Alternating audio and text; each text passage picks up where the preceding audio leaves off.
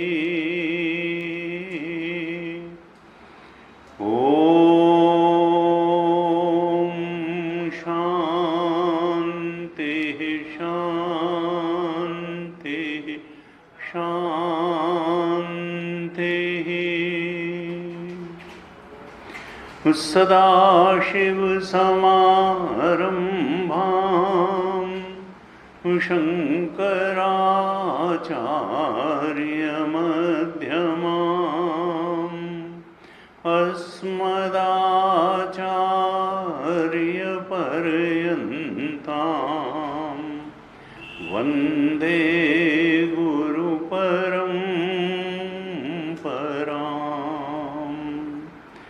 अज्ञानतिमिरान्धस्य ज्ञानाञ्जनशलाकया चक्षुरुन्मीलितं येन तस्मै श्री गुरुवे नमः। तस्मै श्री गुरवे नमः। ध्यान श्लोकों का पाठ करेंगे, साथ साथ पाठ करेंगे, आप भी करिए। ओम पार्थाय प्रतिबोधितां भगवता नारायणेन स्वयं व्यासेन ग्रथितां पुराणमुनिना मध्ये महाभारतम् अद्वैतामृतवर्षिणीं भगवतीम् अष्टादशाध्यायिनीम्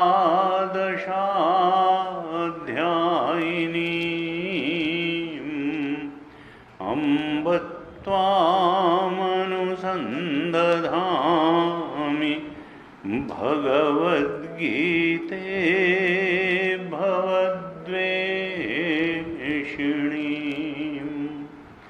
नमोऽस्तु ते व्यासविशालबुद्धे पुल्लारविन्दायतपत्रनेत्र येन त्वया भारततैलपूर्ण प्रज्वालितो ज्ञानमयः प्रदीपः प्रपन्नपारिजाताय तोत्रवेत्रैकपाणये स्तोत्रवेत्रैकपाणये ज्ञानमुद्राय कृष्णाय गीतामृतदुहे नमः। सर्वोपनिषदो गावो दोग्धा गोपालनन्दनः पार्थो वत्सः सुधीर्भोक्ता दुग्धं गीतामृतं महत्। वसुदेवसुतं देवं कंसचाणूरमर्दनं देवकी परमानन्दं कृष्णं वन्दे जगद्गुरुं। कृष्णं वन्दे जगद्गुरुं।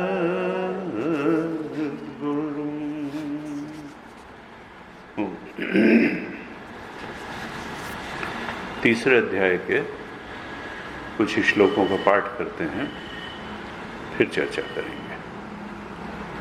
33वें श्लोक से पाठ करते हैं। 33 श्लोक, चैप्टर 3 33 श्लोक से पाठ करते हैं। तीसरे अध्याय के 33वें श्लोक से पाठ करते हैं, आप दोहराइए। सदृशं चेष्टते स्वस्याः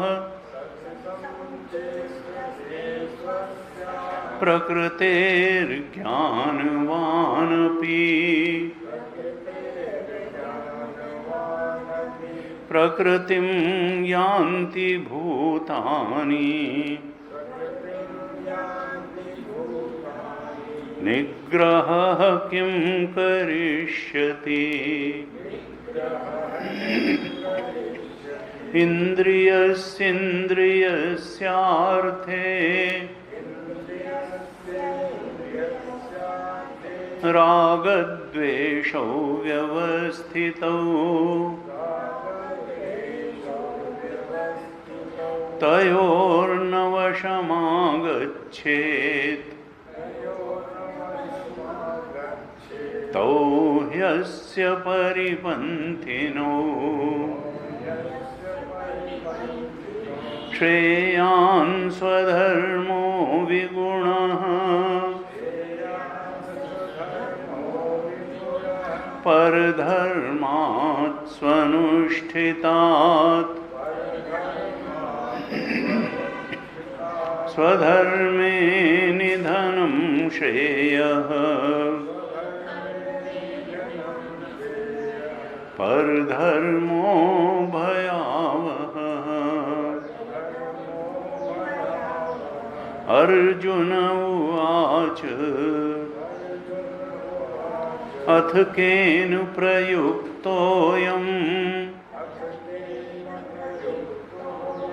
पापं चरति पूरुषः अनिच्छन्नपि वार्ष्णेय बलादिव नियोजितः। श्रीभगवानुवाच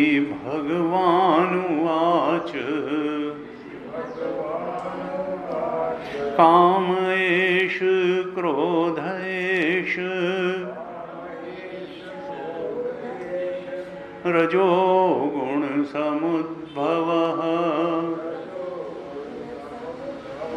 महाशनो महापाप्मा विद्धेनमिह वैरिणम् धूमेनाव्रियते वह्निः यथादर्शो मलेन च यथोल्बेनावृतो गर्भः तथा तेनेदमावृतम्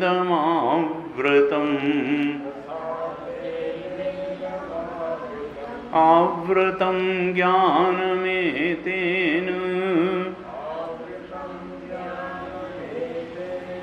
ज्ञानिनो नित्यवैरिणा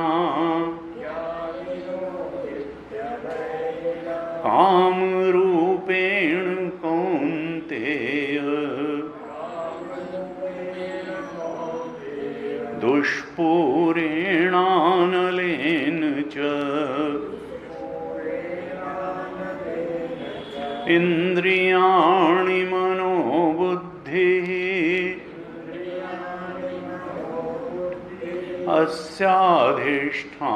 अस्याधिष्ठानमुच्यते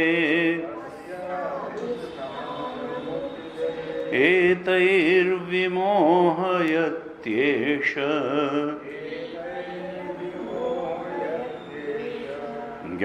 ज्ञानमावृत्य देहिनम् तस्मात् त्वमिन्द्रियाण्यादौ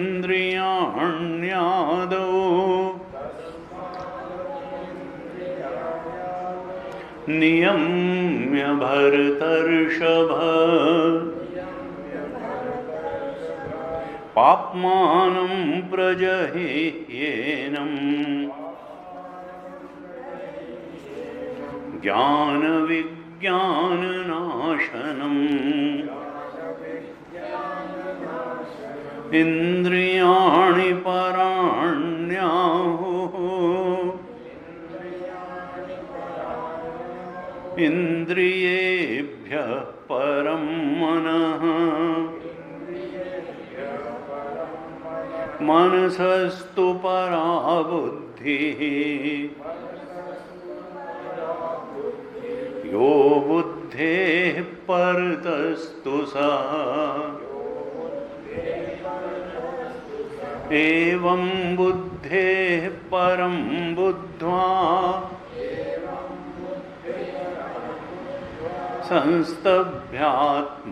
संस्तभ्यात्मानमात्मना जहि शत्रुं महाबाहो कामरूपं दुरासदम् कामरूपं दुरासदम्।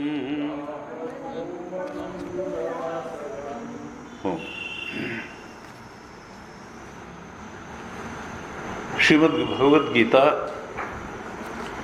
अनूठा ग्रंथ है, लेकिन इसका सच्चा और पक्का अर्थ कर पाना और समझ पाना ये इतना आसान नहीं है कि गीता प्रेस की किताब खरीदी और समझ लिया। अनेक अनेक टीकाएं हैं, अनेक अनेक अर्थ किए गए हैं और उसमें ज़्यादातर अनर्थ किए गए हैं, अर्थ किए ही नहीं गए। और भगवान शंकराचार्य ने जब इस पर टीका लिखी तो यही लिखा कि हमने पहले भी प्रस्तावना भाष्य के अंत में लिखा कि इस पर मैं क्यों टीका लिखने जा रहा हूं, क्योंकि इसमें दो प्रकार के धर्मों का वर्णन किया गया है। वो दो प्रकार के धर्म क्या हैं? निःश्रेयस और अभ्युदय। यानी सांसारिक उन्नति भी प्राप्त हो और आध्यात्मिक उन्नति भी, यही तो मनुष्य चाहता है। निःश्रेयस प्रयोजनम परमार्थ तत्वम च वासुदेवाख्यम परब्रह्म अभिधेय भूतम विशेषतः अभिव्यंजयत विशिष्ट प्रयोजन संबंध अभिधेयवत गीता शास्त्रम का। देखो, परम कल्याण ही जिसका प्रयोजन है, ऐसे इन दो प्रकार के धर्मों को और परब्रह्म रूप परमार्थ तत्व को विशेष रूप से अभिव्यक्त करने वाला ये गीता शास्त्र है। अर्थात परम सत्य कहें, परम तत्व कहें, पर ब्रह्म कहें, वासुदेव परमात्मा कृष्ण कहें, ये सब सिनोनिम हैं, पर्यायवाची हैं। और उसको विशेष रूप से प्रकट करने वाला ये गीता शास्त्र चूंकि है, जो समस्त मनुष्य मात्र का लक्ष्य है, समस्त धर्मों का लक्ष्य है कि हम उस परम सत्य के बोध को प्राप्त कर लें। तो ये जो गीता शास्त्र है, ये कोई साधारण प्रयोजन वाला नहीं है कि भाई अच्छी जगह एक दुकान खरीद लेंगे और या खोल लेंगे किराए पे, और वो अगर चल निकलेगी तो पैसा मिल जाएगा, फिर शादी ब्याह कर लेंगे, तो पुत्रेषणा वित्तेषणा, और फिर थोड़ा नहीं तो 3-4 दुकान खोल लेंगे तो फिर थोड़ा प्रतिष्ठा भी हो जाएगी, कुछ नहीं तो पार्षद का ही इलेक्शन लड़ लेंगे। तो जो पुत्रेषणा वित्तेषणा और लोकेषणा, यानी परिवार, पैसा और पद प्रतिष्ठा, यहीं तक जो मनुष्य की समझ है कि ये मिल गई, इनकी प्राप्ति हो गई तो जीवन पूर्णता को प्राप्त हो गया, धन्यता को प्राप्त हो गया, तो इतने तक का प्रयोजन तो पड़ोसी भी बता देता है, माता पिता भी बता देते हैं, और सभी को ही बता देता है कि जीवन का ये अर्थ है और जीवन का ये प्रयोजन है। अगर इतना हो गया जीवन में तो समझो जीवन पूर्ण हो गया और धन्य हो गया। लेकिन ये विशिष्ट प्रयोजन नहीं है मनुष्य जीवन का। भगवान शंकराचार्य कहते हैं ये जो गीता शास्त्र है, ये विशेष रूप से असाधारण प्रयोजन को अभिव्यक्त करने वाला है। उस असाधारण प्रयोजन से संबंध रखने वाली हैं इसकी शिक्षाएं।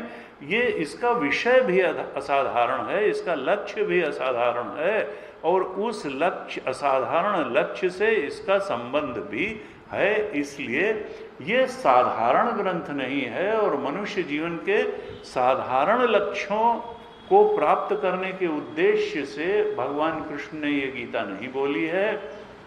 यद्यपि जब व्यक्ति असाधारण उपलब्धियों को प्राप्त होता है तो उसकी साधारण आवश्यकताएं तो पूरी हो ही जाती हैं। ऐसा थोड़ो है कि आइंस्टाइन को अगर उसने E=mc² या थ्योरी ऑफ रिलेटिविटी ईजाद की तो अब उसको दुकान खोल के अपनी जिंदगी चलाने के लिए 2 जून की रोटी कुछ अलग काम करने की जरूरत थोड़ो थी। वो जो असाधारण प्रयोजन की सिद्धि होती है वो सब साधारण कार्यों की पूर्ति तो करा ही देती है जीवन में। इसलिए कहते हैं कि असाधारण लक्ष्य रख करके चलो। लेकिन लोग क्या कहते हैं, तो फिर ये क्या होगा, तो फिर ये क्या होगा। इसी के आगे सेंटेंस में भगवान शंकराचार्य ने लिखा, यतः तदर्थे विज्ञाते समस्त पुरुषार्थ सिद्धि अतः तद विवरणे यत्न क्रियते मया। चूंकि ये जो असाधारण प्रयोजन है ये सिद्ध हो जाता है इस गीता शास्त्र के अर्थ को जान ले। तदर्थे विज्ञाते समस्त पुरुषार्थ सिद्धि। अब ये जनरली हमारी समझ में नहीं आता कि किसी चीज का अर्थ जान लेने से सारे पुरुषार्थों की से हम तो समझते हैं कहीं जमीन लेंगे, किसी बातचीत करेंगे, उठापटक करेंगे, कुछ सामान लाएंगे, कुछ सामान बेचेंगे तो पैसा आएगा, तो उससे जिंदगी चलेगी। ये कैसी बात है कि गीता के श्लोकों का अर्थ समझ लेने से सारे पुरुषार्थों की सिद्धि हो जाएगी। ये तो कुछ गप की बात। लेकिन भगवान शंकराचार्य जैसा महापुरुष ये कह रहा है तो ये पूरे 100% सही बात है। कहा तदर्थे विज्ञाते। इसलिए मैं भाष्य लिख रहा हूं इस गीता शास्त्र पे, क्योंकि इसका शुद्ध अर्थ जान लेने पर ही अर्थ, काम, धर्म और मोक्ष चारों पुरुषार्थों की सिद्धि हो जाती है।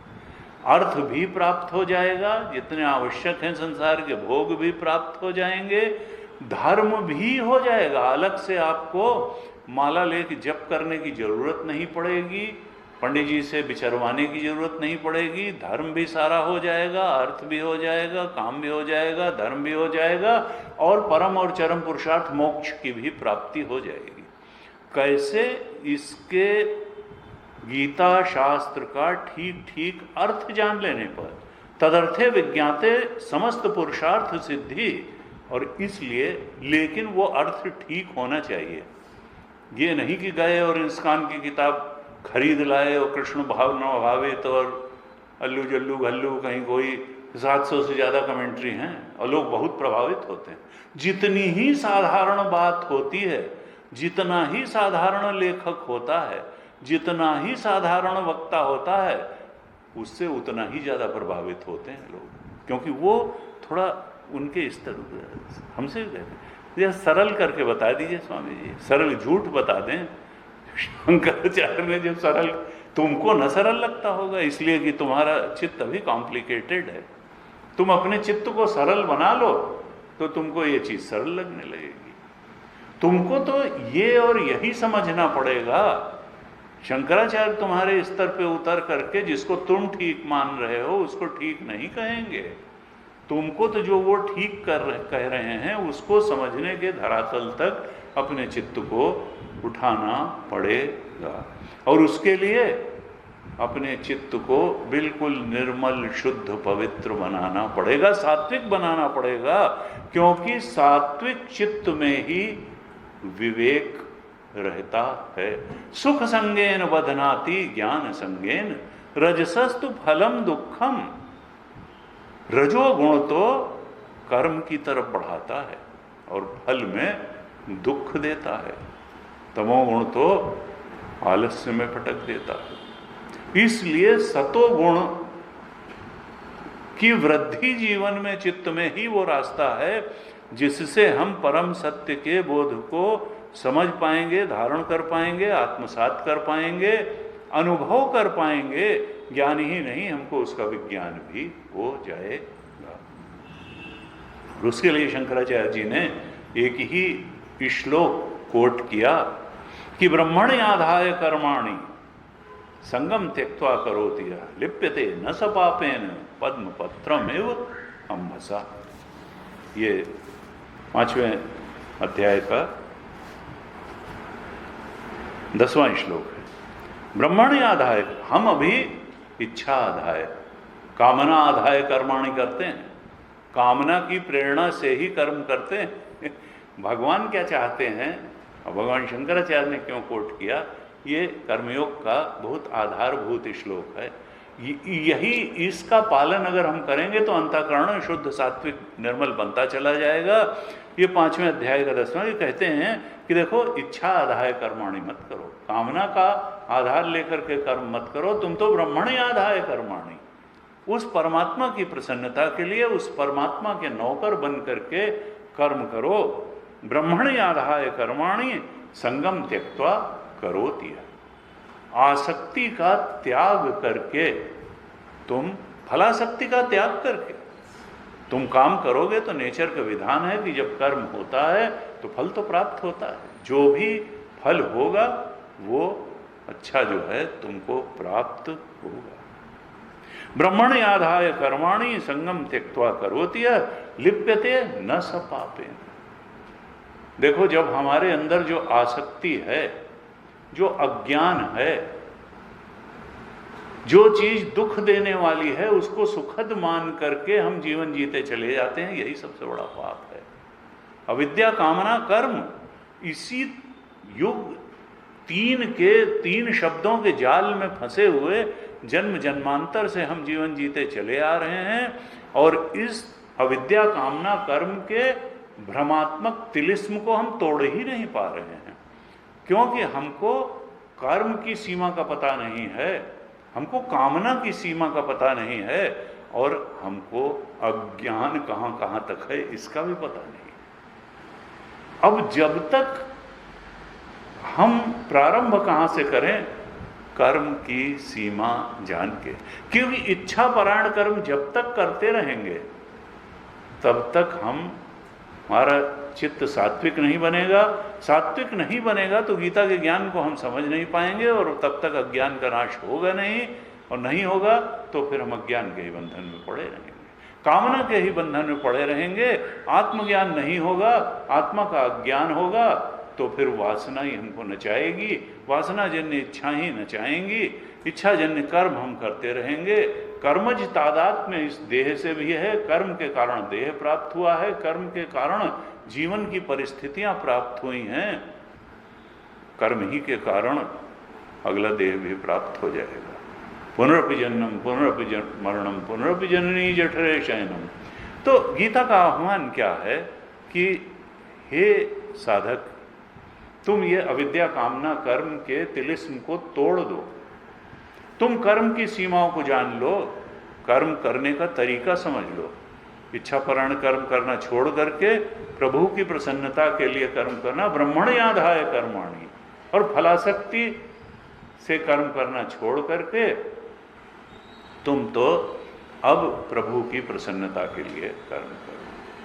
तब फिर ये जो तमाम तरह के पाप तुमको ताप दे रहे हैं, पाप से भी मुक्त हो जाओगे और ताप से भी मुक्त हो जाओगे, दुखों से, क्लेशों से, कष्टों से फिर ऊपर उठ जाओगे।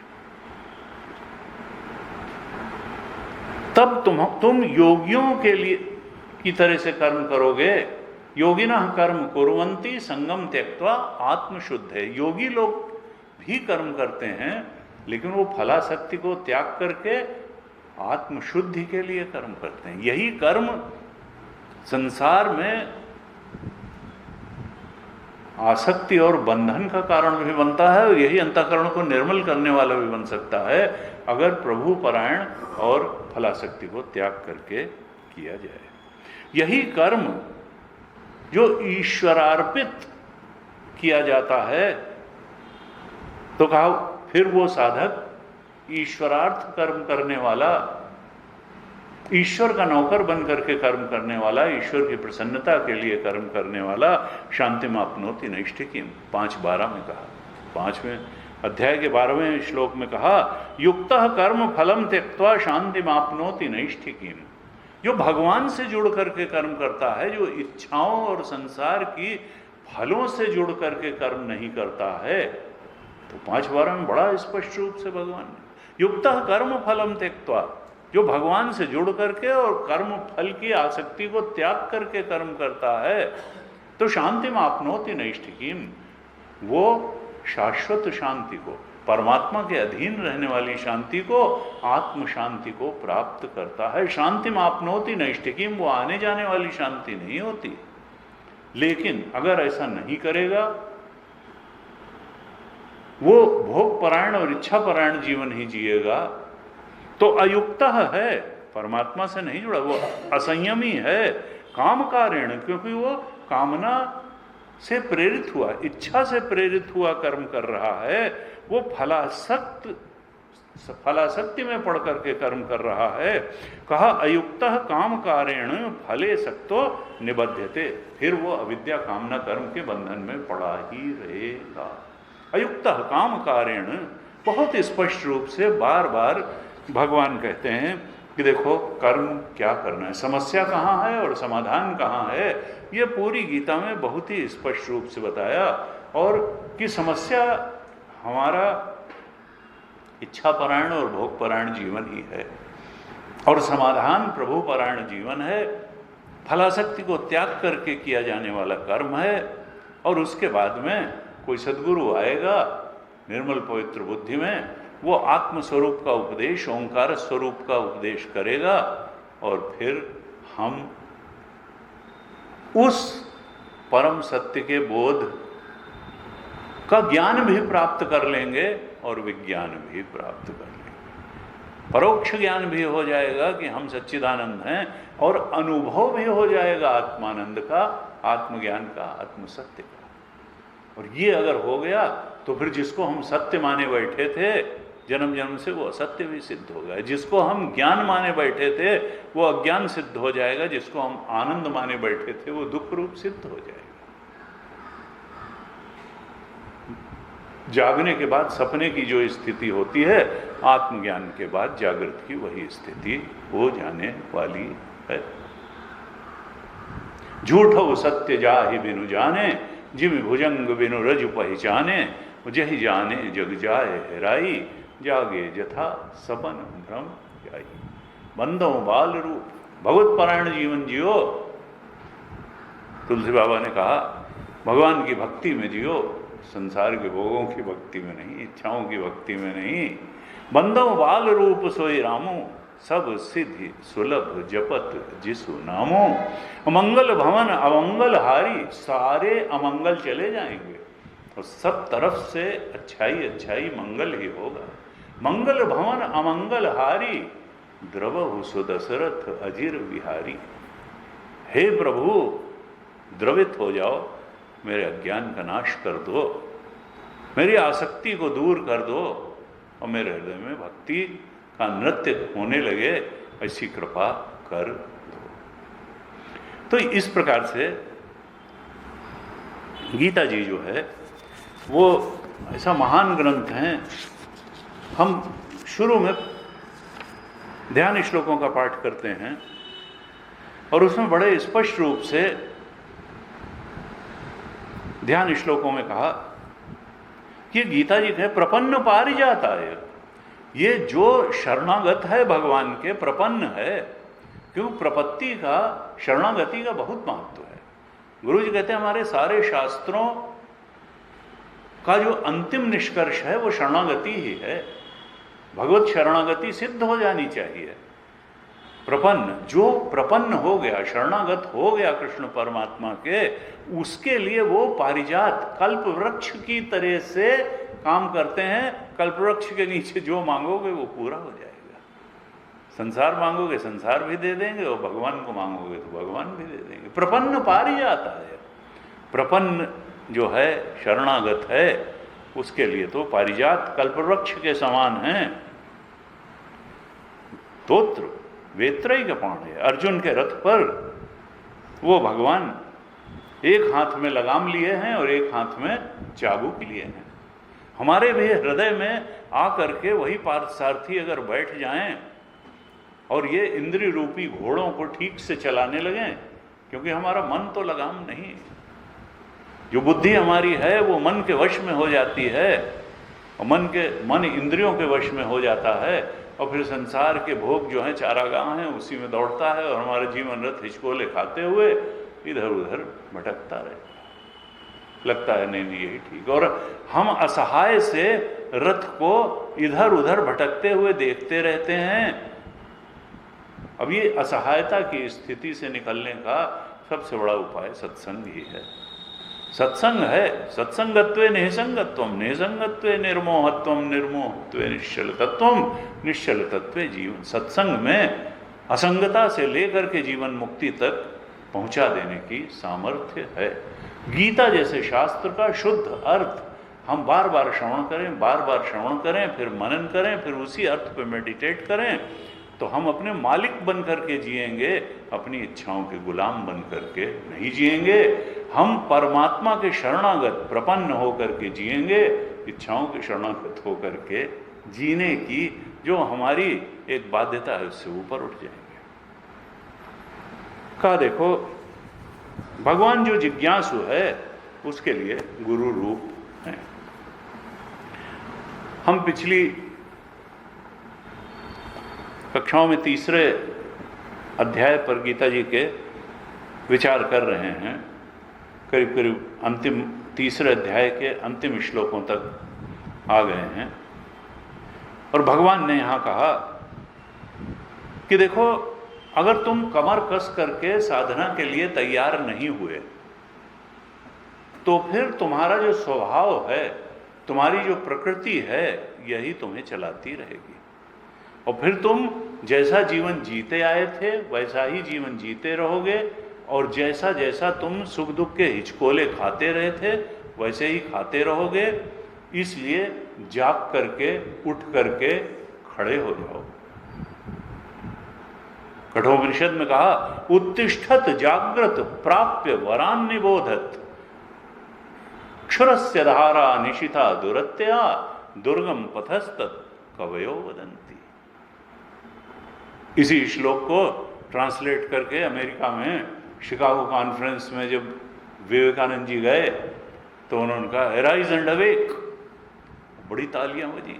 ये तो नहीं है, एराइज एंड अवेक, उत्तिष्ठत जागृत।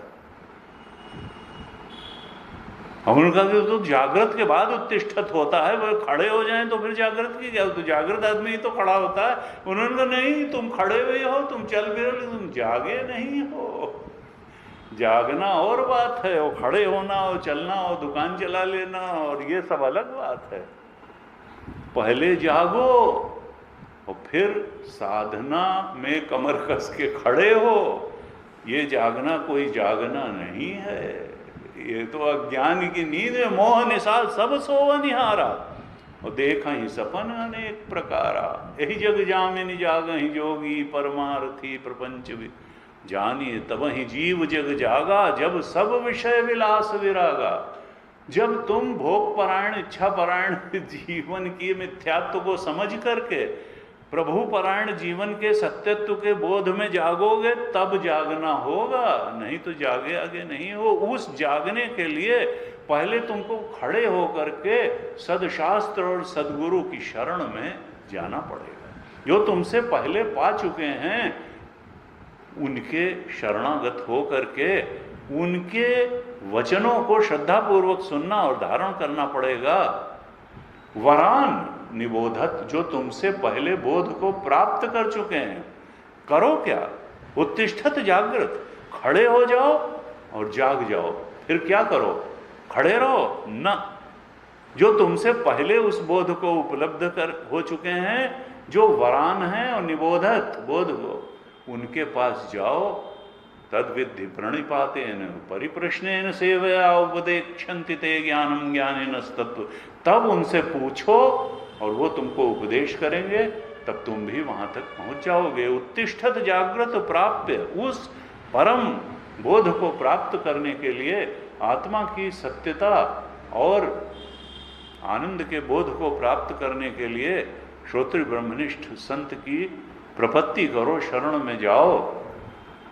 लेकिन ये मत सोचना कि स्वामी जी थोड़ा यहाँ हाथ रख दीजिए, छू दीजिए तो हमको भी बोध हो जाए।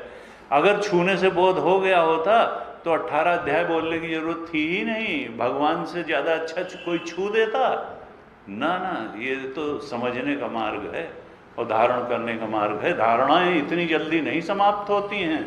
ये इरोनियस नोशंस जब बार बार हम सत्य की रगड़ करेंगे तब ये पूर्व में संग्रहित जन्म जन्मांतर से हुई जो भ्रांत धारणा है, जीवन के प्रति जो भ्रांत दृष्टि है, देह के प्रति भ्रांत दृष्टि है, संसार के प्रति भ्रांत दृष्टि है, भगवान के प्रति भ्रांत दृष्टि है, ये जब गीता के श्लोकों की शरण में बार बार हम रहेंगे, स्मरण करेंगे, श्रवण करेंगे, तब ये सत्य दृष्टि हमको प्राप्त हो जाएगी। उत्तिष्ठत जागृत प्राप्य वरान निबोधत क्षुरस्य धारा निशिता दुरत्या दुर्गम पथस्तत् कवयो वदन्ति। उनका जो जानते हैं अध्यात्म पथ को, जो उसके अंतिम स्तर तक पहुंच चुके हैं, जिन्होंने आत्मा का ब्रह्मत्व का बोध प्राप्त कर लिया है, उन्होंने कहा यह रास्ता सान रखे हुए छुरे की धार पर चलने की समान है, तीक्ष्ण तलवार पर चलने के समान ये कठिन रास्ता है, बहुत आसान समझ के मत आ जाना। सरल करके बता देने वालों को ये कभी नहीं मिले।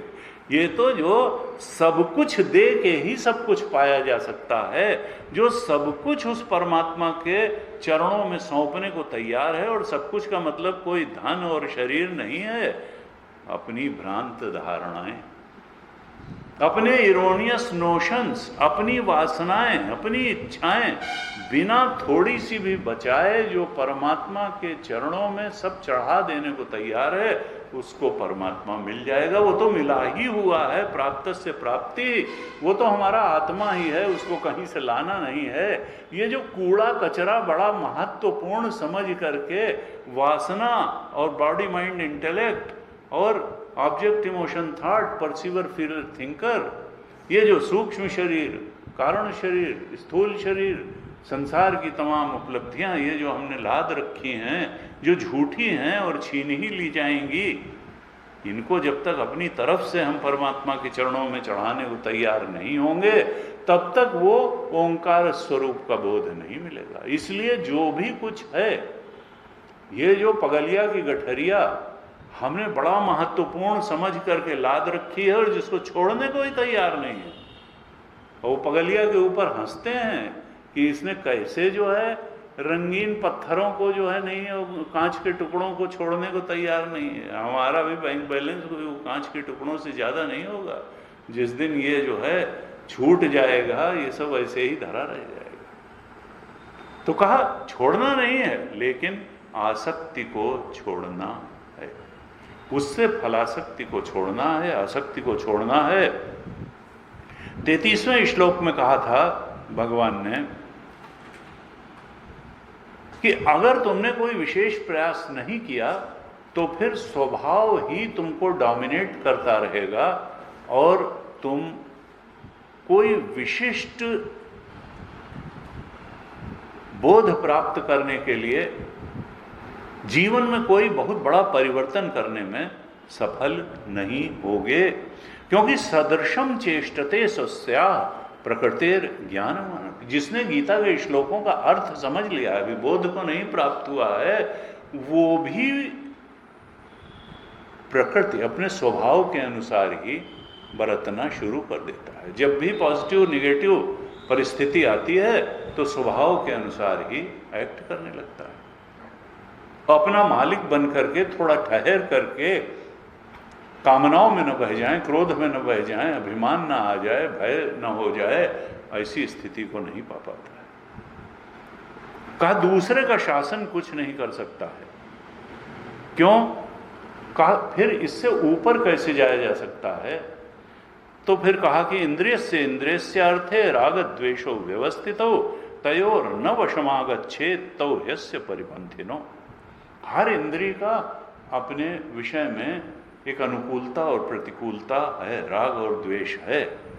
कहा अगर तुम एक साधक का जीवन जीना चाहते हो, गीता के दिखाए मार्ग पर चलना चाहते हो, आध्यात्मिक रूप से अंदर से उन्नति पाना चाहते हो, तो राग द्वेष के ऊपर उठा हुआ जीवन जियो। इन दोनों के वश में ना हो, न राग में पढ़ करके जीवन जियो, न द्वेष में पढ़ करके जीवन जियो। तुम तो कर्तव्य पथ का अनुसरण करो, तुम तो कर्तव्य परायण जीवन जियो और प्रभु परायण जीवन जियो। इच्छा परायण नहीं, राग परायण नहीं, द्वेष परायण नहीं। ऐसे करोगे तो इनकी पकड़ ढीली पड़ती चली जाएगी। हम जीवन में जिस चीज का अनादर करने लगते हैं वो धीरे धीरे हमारे जीवन से विदा होने लगती है।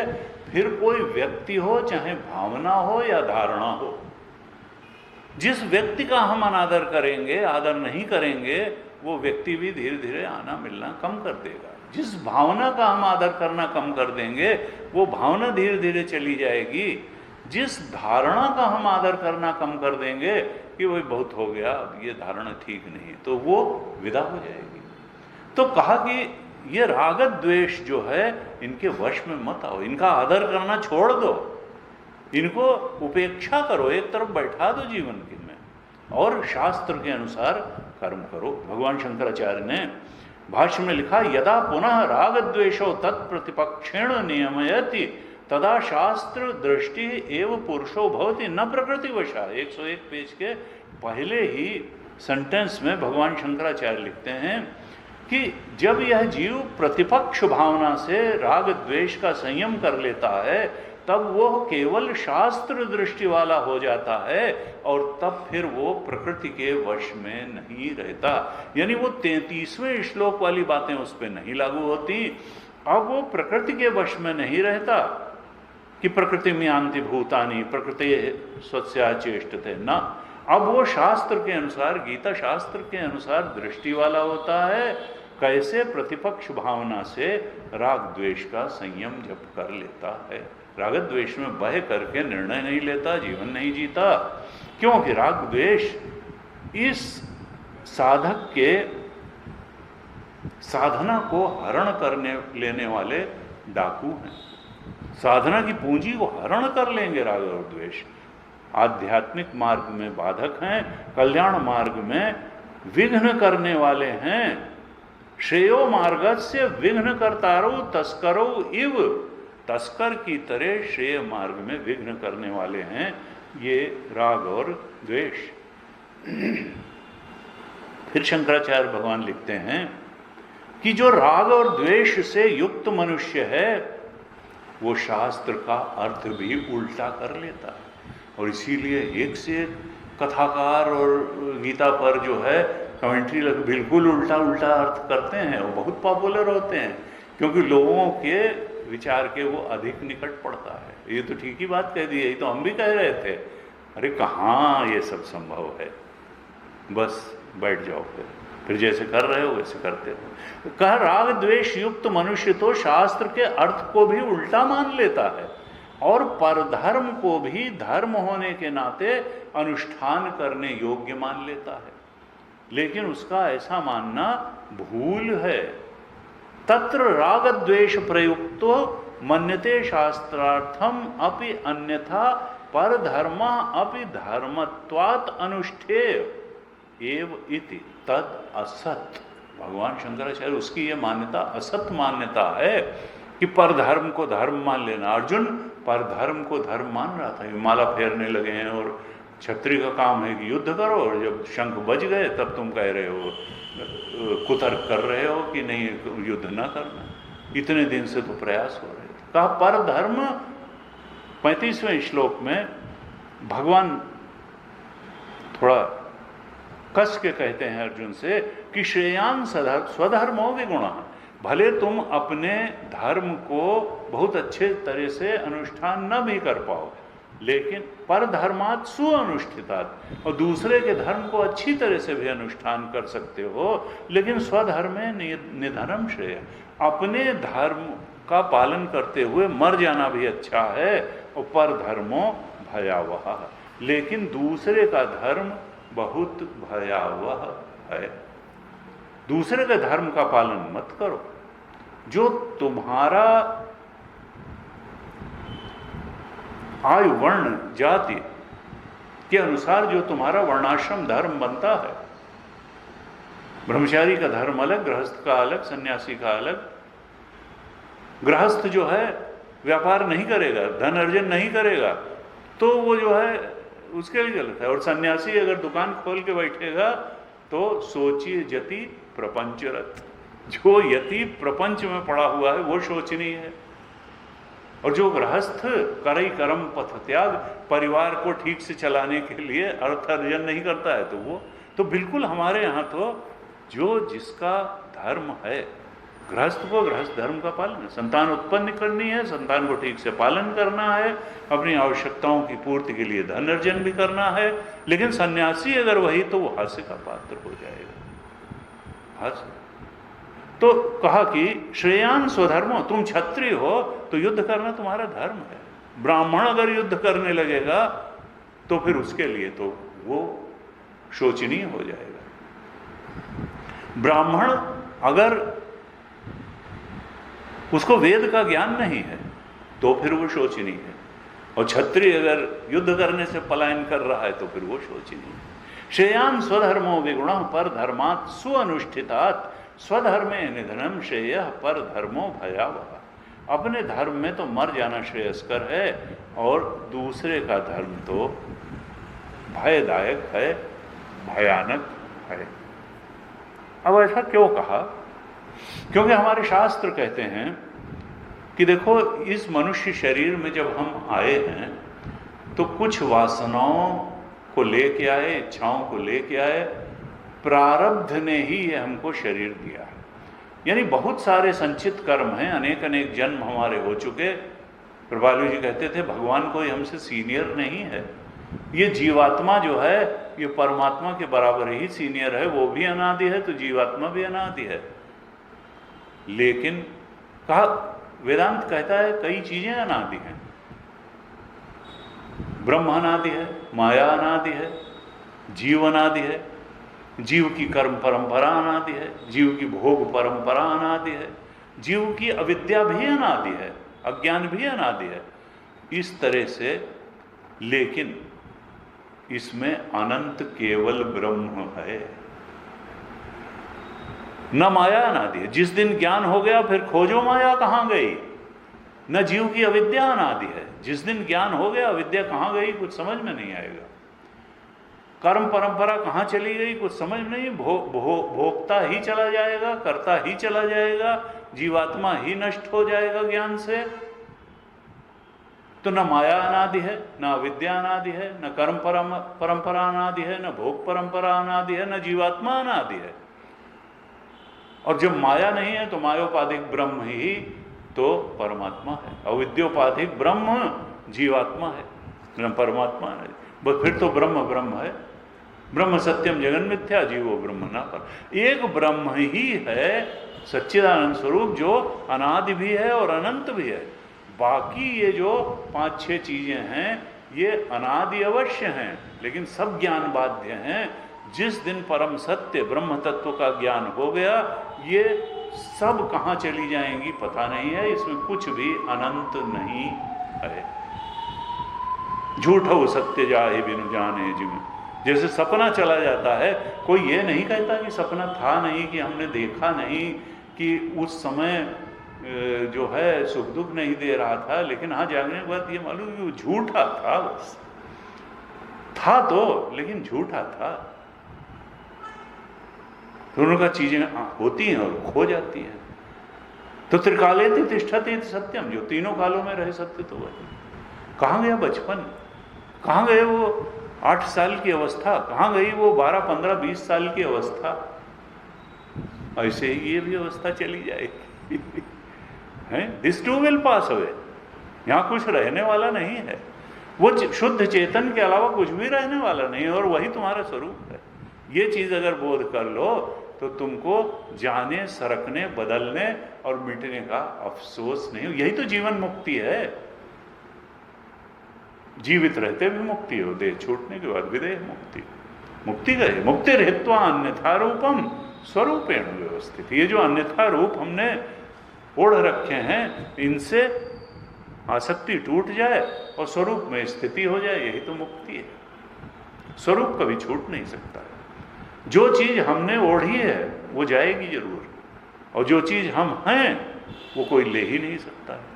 न मौत उसको छीन सकती है, न परिस्थिति उसको छीन सकती है, न चोर चुरा सकता है, न डाकू ले सकता है, और तो और भगवान भी उसको छीन नहीं सकता है।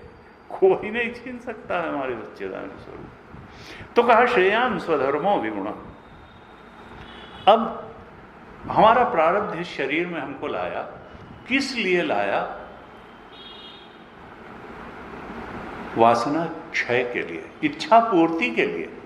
इच्छाओं की पूर्ति जीव चाहता था, इसलिए जो शरीर उन इच्छाओं की प्रारब्ध, जो कर्म परिपाक हुए फल देने के लिए, उस परिपक्व कर्मों के अनुसार जिन वासनाओं का भोग पाना ही था, उनके अनुसार एक अनुकूल देह मिल गया, और वैसी ही परिस्थितियां मिलेंगी, और भोग करके उन वासनाओं का क्षय होगा।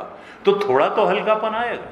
लेकिन अब दिक्कत यह है कि वासना क्षय करके अगर हम उस स्टोर हाउस को, संचित कर्म के स्टोर हाउस को डिप्लीट करना चाहें, तो जितनी वासनाओं का क्षय एक जीवन में नहीं होता, उससे ज़्यादा इच्छाएं और वासनाएं इकट्ठा कर ली जाती हैं।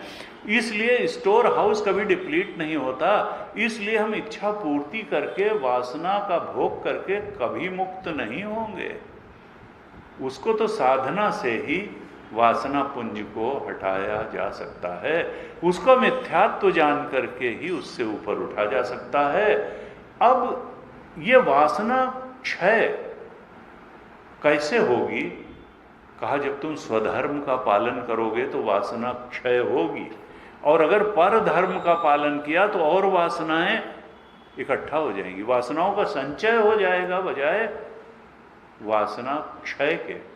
जब हम परमात्मा की शरण में रहते हुए स्वधर्म का पालन करेंगे, जब अर्जुन कृष्ण की बात मानते हुए कृष्ण को सारथी बना करके जीवन जिएगा, गीता शास्त्र के अनुसार जीवन जिएगा, भगवान के उपदेशों में श्रद्धा रखते हुए उनके अनुसार जीवन जिएगा, तो वासना क्षय होगा।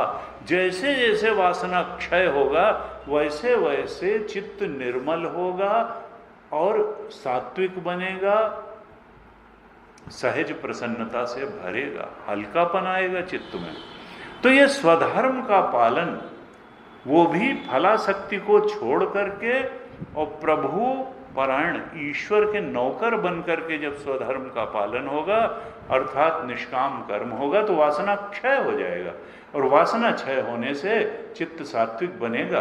अगर पर धर्म किया तो बजाय वासना क्षय होने के और वासनाएं बढ़ जाएंगी, वासनाओं का संचय हो जाएगा, और तब हम मुक्ति की तरफ बढ़ने के बजाय, स्वरूपावस्थान की तरफ बढ़ने के बजाय और ज़्यादा उस वासना के आवरण को कड़ा कर लेंगे, गहरा कर लेंगे, मोटा कर लेंगे। तो सारा मामला वासना क्षय और वासनाओं को बढ़ाने का है। ये जो टेक्निक है ये हिंदुस्तान की, हमारे गीता की, हमारे उपनिषदों की बहुत महान टेक्निक है। कर्म करने की तरकीब बताना, कर्म योग एक बहुत बड़ी उपलब्धि है, आविष्कार है भारत के ऋषियों का, भगवान कृष्ण की ये देन है, और उपनिषदों में भी इसका जिक्र है कि देखो इससे तुम वासना क्षय के मार्ग से मुक्ति की तरफ बढ़ सकते हो। कर्म को कर्मयोग बना लो, इच्छा परायण और भोग परायण कर्म करने के बजाय ईश्वर परायण कर्म करो, स्वधर्म का पालन करो, वासना का क्षय होता चला जाएगा। और अगर पर धर्म तुमने अपनाया तो फिर वासनाएं बढ़ती चली जाएंगी और तुम और संसार के बंधनों में जकड़ते चले जाओगे बजाय मुक्त होने के। हमने पिछली कक्षा में चर्चा की थी कि गुरु जी कहते थे देखो हमको हमारा स्वधर्म क्या है इसको समझने के लिए हमको ये पहले समझना पड़ेगा कि हमारी पहचान क्या है। हमारी पहचान क्या है, और पहचान कई स्तरों पर होती है। We have to be very clear कि who I am, what is our, ये जो है कैसे रिकॉग्नाइज करें अपने को कि हमारी पहचान है क्या।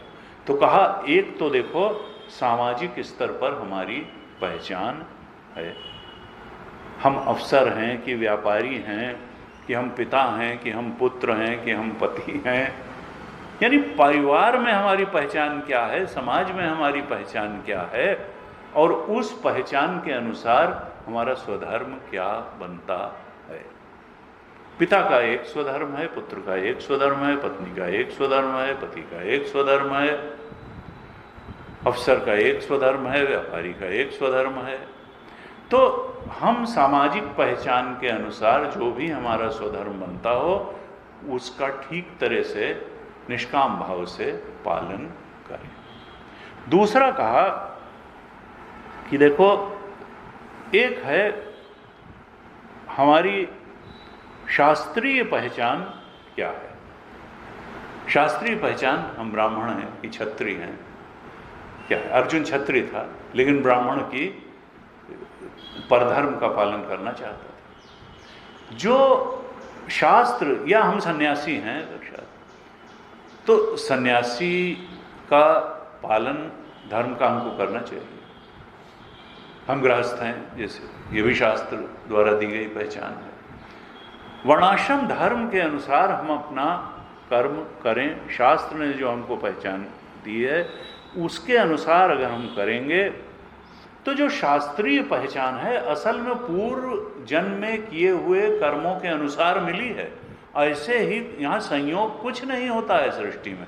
कौन कहाँ पैदा हुआ है, किसके माता पिता कौन मिले हैं, किसके परिस्थितियाँ कौन मिली हैं, किसको स्कूल कैसा मिला है, किसके पड़ोसी, ये सब काहू न को सुख दुख कर दाता, निज कृत कर्म भोग सब भ्राता हैं।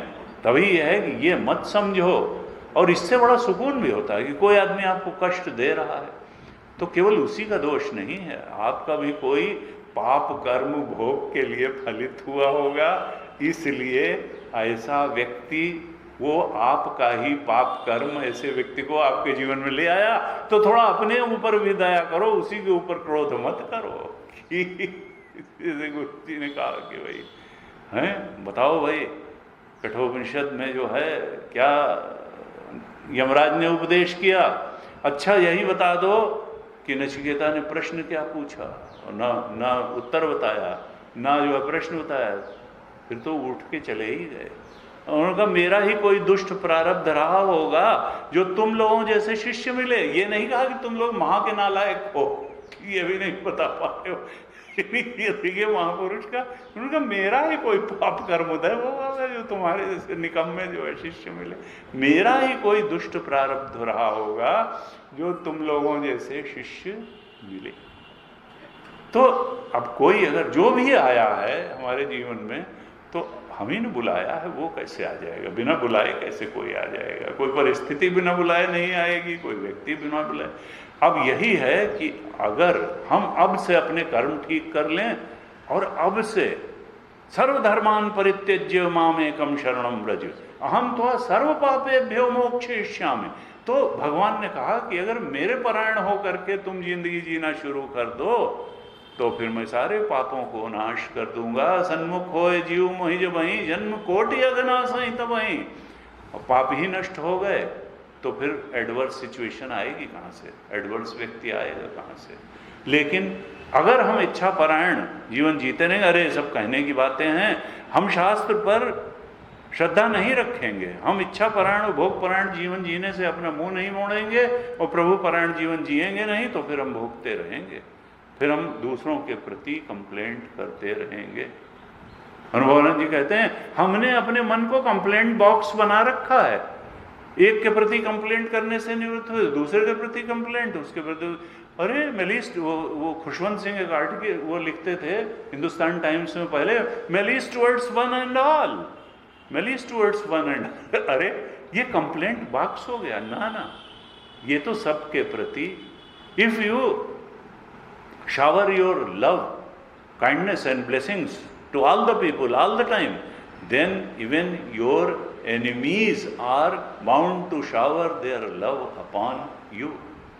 हम बजाय कंप्लेंट बॉक्स बनाने के, सबको दोष देने के, सब पर अपनी प्रेम करुणा और सद्भावना अगर करें तो दूसरे भी सद्भाव आज नहीं कल करेंगे, बदल जाएंगे। तो गीता का यह है कि स्वधर्मे निधनम श्रेय, हम सामाजिक पहचान के अनुसार स्वधर्म का पालन करें, शास्त्रीय पहचान के अनुसार स्वधर्म का पालन करें, और तीसरा अपनी स्वयं की दृष्टि में हमारी जो पहचान है उसके अनुसार स्वधर्म का पालन करें। अपनी पहचान स्वदृष्टि में हमने पिछली कक्षा में थोड़ी चर्चा की थी कि देखो जब हम सत्संग करते हैं, हम साधना करते हैं, तो चित्त धीरे धीरे परिवर्तित होने लगता है।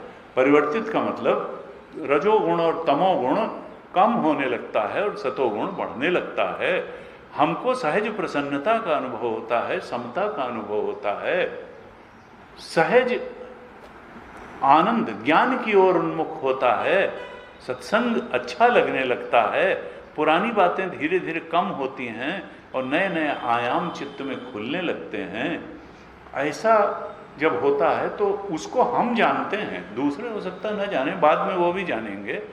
हम सबसे पहले जानते हैं कि हमारे चित्त में अब क्या परिवर्तन हो गया है, अब कौन सी बातें हमको अच्छी लग रही हैं और जो पहले अच्छी लगती थी, जिनका साथ अच्छा लगता था, वो नहीं अच्छी लग रही हैं। तो अपनी दृष्टि में हमारी जो पहचान है उसके अनुसार हम अपने धर्म का पालन करें। हम अच्छे ग्रंथों को पढ़ें, स्वाध्याय करें, सत्संग करें, ध्यान करें, जप करें, जिधर भी मन लगता हो। तो अपनी दृष्टि में हमारी जो पहचान है उसके तो 3 स्तर हो गए, एक सामाजिक स्तर, एक शास्त्रीय स्तर और एक स्वयं की दृष्टि में जो हमारी पहचान है उसके अनुसार स्वधर्म का पालन करना। और अंतिम और जो वास्तविक पहचान हमारी है वो क्या है कि हम सच्चिदानंद स्वरूप आत्मा हैं। वो पहचान तो हमारी अल्टीमेट पहचान है कि हम आत्मा हैं और आत्मा के अलावा कुछ नहीं है, बाकी तो अज्ञान दशा में जानी गई पहचाने हैं। परम धर्म हमारा क्या है, ये सामाजिक पहचान के अनुसार किया जाने वाला धर्म शास्त्रीय पहचान के अनुसार किया जाने वाला धर्म, स्वयं की दृष्टि में जो हमारी पहचान है उसके अनुसार किया जाने वाला धर्म, ये तो थोड़ा लोअर लेवल की पहचान वाले धर्म हैं। हमारी असली पहचान तो ये है कि हम सच्चिदानंद स्वरूप आत्मा हैं और उस आत्मा की पहचान तक पहुंचने और उसमें बने रहने के लिए जो भी धर्म आवश्यक है, वास्तव में वो हमारा परम धर्म है। तो परम धर्म क्या है कि हम स्वरूपावस्थान की ओर बढ़ें। कोई भी सामाजिक पहचान का धर्म, शास्त्रीय पहचान का धर्म, अपनी निगाह में अपनी पहचान का धर्म अगर स्वरूपावस्थान जो परम धर्म है उसकी तरफ बढ़ने के लिए बाधक है तो फिर वो धर्म नहीं है, उसको छोड़ देना चाहिए। जो उधर बढ़ने में, ये गुरु जी कहते थे, एक मोटी पहचान बना लो कि जो आत्मा की तरफ बढ़ने में अगर कोई भी चीज बाधक है तो फिर कट इट डाउन अनसेरेमोनियसली। अपने गॉडली नेचर को पहचानने में अगर कोई भी चीज बाधक बन रही है तो फिर उसको एंटरटेन करने की जरूरत नहीं है, क्योंकि सारे धर्मों का उद्देश्य उस परम धर्म के बोध में प्रतिष्ठित हो जाना है। हमारा परम धर्म यही है कि हम अपने सच्चिदानंद स्वरूप के बोध में दृढ़ता से स्थित हो जाए। तो ये चीजें जो है पारमार्थिक स्वधर्म को ध्यान में रख करके हमको करना है और जान लेना है कि स्वधर्म से वासना क्षय होगा, वासना क्षय से अंतःकरण की शुद्धि होगी, फिर हमारा सत्संग में मन लगेगा, ध्यान में मन लगेगा, श्रवण में मनन में मन लगेगा, स्वाध्याय में मन लगेगा, बार बार विचार की रगड़ होगी, तो हम अपने ब्रह्म स्वरूप के बोध में स्थित हो जाएंगे। इस प्रकार से ये एक प्रकार से उपदेश पूरा होता है। अब अर्जुन को लगा कि बात तो पूरी हो गई, लेकिन ये क्या बात है कि सब चीज इतने स्पष्ट रूप से भगवान ने बता दी, हर बात स्पष्ट है, फिर भी आदमी इसको कर क्यों नहीं पाता है, कर क्यों नहीं पाता है? तो प्रश्न करता है अर्जुन 36वें श्लोक में, कहता अथ केन प्रयुक्तो यम पापम चरति पुरुषः अनिच्छन्न विवार्ष्णेय बलादेव नियोजित। भगवान, ऐसा लगता है कि जैसे व्यक्ति जानते समझते हुए भी कि कौन सा रास्ता वास्तव में कल्याण का रास्ता है और उसको अपनाना चाहिए, फिर भी लगता है कि अंदर कोई राक्षस बैठा है, देव बैठा है, जो ढकेल करके व्यक्ति को उस रास्ते पर चला देता है जो कि उत्कर्ष का रास्ता नहीं है, आत्मबोध का रास्ता नहीं है। अनिच्छन्न भी वाष्णे, हे वाष्णे, हे कृष्ण, न चाहते हुए भी बलात् इव नियोजिता, जैसे उस श्रेय मार्ग के विपरीत जो बातें हैं उनमें ये साधक बलपूर्वक किसी के द्वारा लगा दिया जाता है, जैसे अंदर कोई देव बैठा हुआ है उसके द्वारा प्रेरित करके न चाहते हुए भी पापम चरति पुरुष, ये व्यक्ति पाप का आचरण कर बैठता है। तो वो कौन है? केन प्रयुक्तोम, किसके द्वारा बलपूर्वक लगा करके अनिच्छन्न भी, स्वयं न चाहता हुआ भी ये जो साधक है ये पाप कर्म का आचरण कर बैठता है, बलपूर्वक लगा दिया जाता है। भगवान शंकराचार्य ने भाष्य लिखा, कहा राज्ञा इव भृत्य, जैसे राजा न चाहते हुए भी जो आदेश देता है उसके नौकर को वो करना ही पड़ता है। इसी प्रकार से जैसे अंदर कोई बैठा हुआ है राजावत और हम उसके नौकर की तरह, वो कहता ना चल इस इच्छा को पूरी कर, और हम नौकर की तरह उस इच्छा को पूरी करने के पीछे दौड़ पड़ते हैं, ये जानते हुए भी कि हमको इच्छा परायण और भोग परायण जीवन जीने से वासना का संचय होगा और प्रभु परायण जीवन जीना चाहिए। लेकिन राज्ञा इव भृत्या, जैसे कोई राजा अपने भृत्य को लगा दे, ऐसे अंदर बैठा हुआ कोई देव है जो पाप मार्ग पर लगा देता है और स्वयं न चाहता हुआ भी साधक जैसे पाप कर्म के आचरण में बलपूर्वक लगा दिया जाता है, वो कौन है जो लगा देता है? महाभारत में दुर्योधन भी यही कहते हैं कि जानामि धर्मम न च मे प्रवृत्ति है। मैं क्या धर्म है ये जानता हूं, लेकिन मैं उस धर्म के रास्ते पर प्रवृत्त नहीं हो पाता हूं, पालन नहीं कर पाता हूं। कहता है जानामि अधर्मम न च मे निवृत्ति। मैं अधर्म क्या है ये भी जानता हूं, लेकिन अधर्म के रास्ते से मैं अपने को हटा नहीं पाता हूं। कहा ऐसा लगता है कि केनापि देवेन महत बलेन, कोई बहुत बलशाली देव मेरे अंदर बैठा हुआ है, यथा नियुक्तोस्मि तथा करोमि, वो मुझे जैसे काम में नियुक्त कर देता है, मुझे तो वैसा असहाय बन के करना पड़ता है। ऐसा कोई देव बैठा हुआ है। भगवान भी यही, अर्जुन भी यही कहता कि कौन है वो। अब भगवान कहते हैं 37वें श्लोक में कि देखो कोई देव एव नहीं है,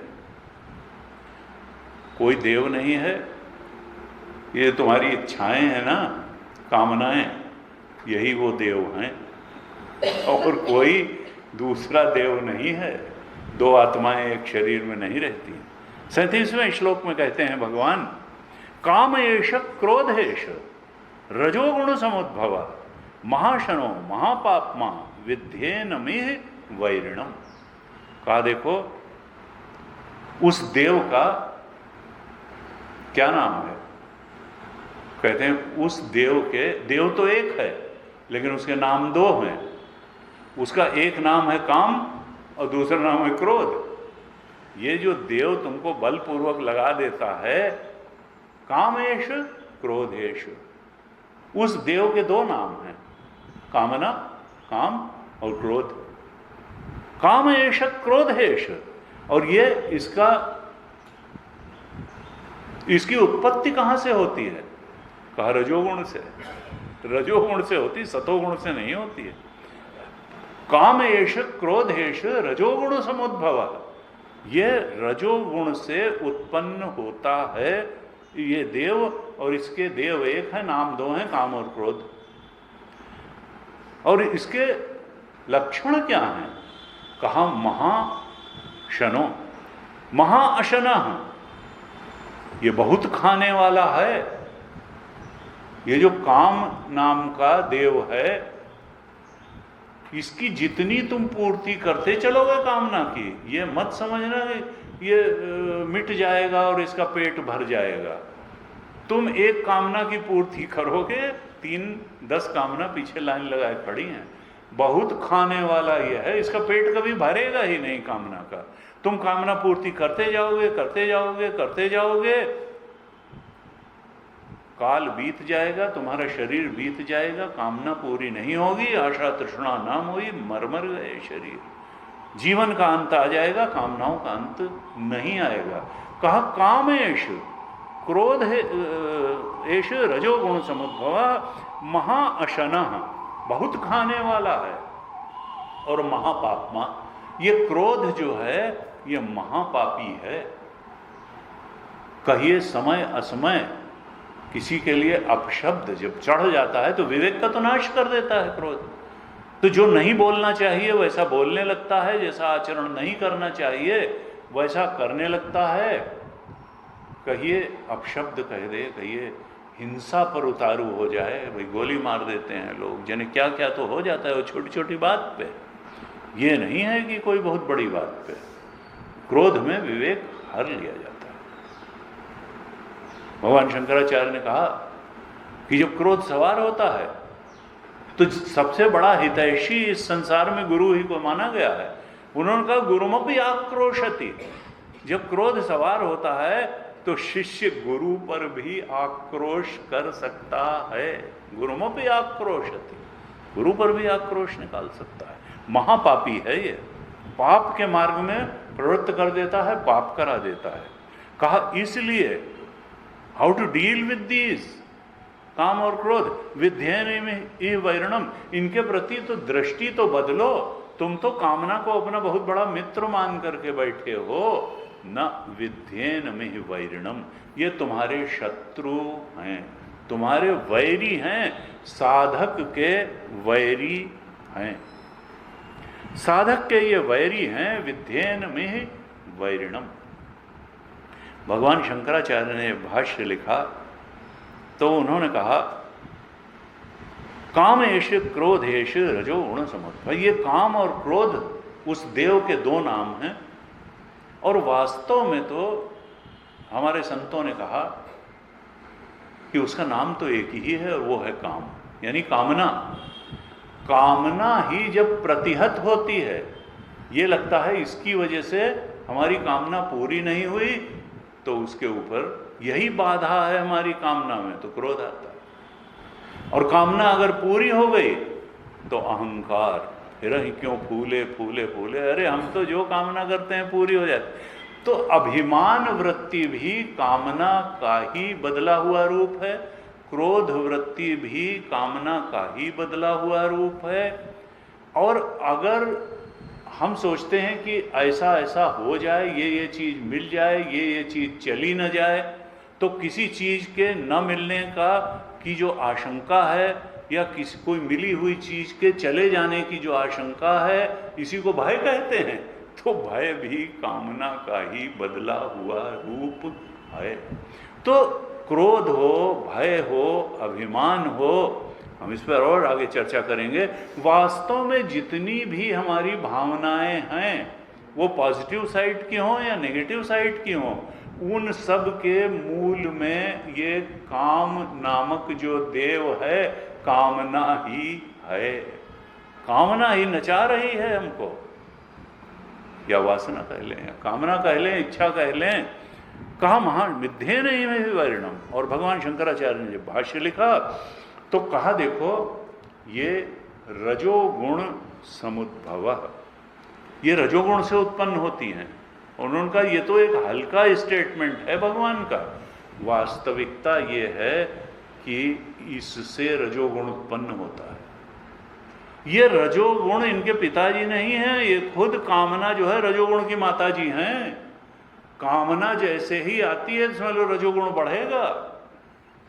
ये रजोगुण से ही उत्पन्न नहीं होती है, ये तो छोटा स्टेटमेंट है। वास्तविकता ये है कि जैसे ही कामना होती है रजोगुण आता है, और रजोगुण जब डोमिनेट करेगा तो सतोगुण नीचे दबेगा, यानी विवेक नीचे दबेगा, और पापम चरति पुरुषः, हम वो काम करना शुरू कर देंगे जो करने लायक नहीं है। तो ये रजोगुण को उत्पन्न करता है। और रजसस्तु फलम दुखम, रजोगुण का फल आज तक कभी गीता तो भगवान का ग्रंथ है कहा हुआ कि रजोगुण में किए हुआ काम दुख परिणामी होता है। सात्विकता सुख संगेन बधनाति ज्ञान संगेन चान निर्मल। तो कहा तत्र सत्वम निर्मलत्वात् प्रकाशकम अनामयम सुख संगेन बधनाति ज्ञान संगे। सात्विक जो गुण है, सतोगुण है, वो सुख से बांधता है और ज्ञान से बांधता है। लेकिन रजोगुण ये तो कर्म से बांधता है, परिणाम में दुख। रजसस्तु फलम दुखम सात्विकम निर्मलम फलम, सात्विक का ही निर्मल फल होता है। तो भगवान शंकराचार्य कहते हैं देखो ये रजोगुण बढ़ा देता है, और इसीलिए बार बार साधक को कहते हैं कि देखो ऐसा कोई काम न करो जिससे रजोगुण बढ़े। यानी और कामना के हाथों में खेलते हुए जीवन अगर जियोगे तो रजोगुण के हाथ में खेलते हुए जीवन जियोगे, और उसका फल अगर दुख है तो दुख उठाते हुए जीवन जियोगे। इससे निजात पाने का उपाय क्या है कि भगवत परायण जीवन जियो, और सतोगुण जिन जिन बातों से बढ़ता हो उन उन बातों को करते हुए अपनाते हुए जीवन जियो। क्योंकि सतोगुण अधिक होगा तो कामनाएं कम होंगी, अंतर्मुखता ज्यादा होगी, व्यक्ति संतोष का, तृप्ति का, संतुष्टि का जीवन जिएगा। इसलिए बार बार कहा जाता है, भगवान ने कहा अर्जुन से कि तुम तो नित्य सत्वस्थ हो, निर्योगक्षेम आत्मवान, दूसरे अध्याय में कहा तुम नित्य सतोगुण में स्थित होकर के ही जीवन जियो, नित्य सत्वस्थ हो। श्लोक बताइए, ये दूसरे अध्याय का 45वां श्लोक। कहा त्रैगुण्य विषया वेदा निस्त्रैगुण्यो भवार्जुन। देखो त्रिगुण के पार जाना तो है, तब तो आत्मबोध होगा। निस्त्रैगुण्यो भवार्जुन निर्द्वंद्व नित्य सत्वस्थो। देखो सारे द्वंद्वों के, ये काम और क्रोध के द्वंद्व में, कोई विराग और द्वेष के द्वंद्व में मत जिंदा रहो। निर्द्वंद्व नित्य सत्वस्थो, तुम तो सतोगुण में नित्य सात्विकता में स्थित रहो। निर्योगक्षेम आत्मवान, तुम योग क्षेम की भी बहुत चिंता मत करो। जो नित्य सत्वस्थ होकर के प्रभु परायण होकर के जीवन जीता है, उसके योग क्षेम की रक्षा तो मैं करता हूं। तेषाम नित्याभियुक्ता नाम, कहा जो मुझसे नित्य जुड़े रहते हैं। तो 9वें अध्याय के 22वें श्लोक में कहा तेषाम नित्याभियुक्त अनन्याश्चिन्तयन्तो माम ये जनाः पर्युपासते तेषाम नित्याभियुक्ता नाम योगक्षेम वहाम्यहम्। मैं योग और क्षेम का वहन करता हूँ। इस प्रकार से भगवान प्रेरित कर रहे हैं कि देखो सात्विकता जिससे बढ़ती हो वही करो। ये और काम और क्रोध के फंदे से साधक को चाहिए कि बाहर आए, जिससे रजोगुण से बाहर आएगा और फिर वो जो परम धर्म है स्वरूपावस्थान उधर सहजता से बढ़ता चला जाए। आज ओम पूर्णमदः पूर्णमिदं पूर्णात् पूर्णमुदच्यते पूर्णस्य पूर्णमादाय पूर्णमेवावशिष्यते। ओम शांति शांति शांति। हरि ओम श्री गुरुभ्यो नमः। हरि ओम।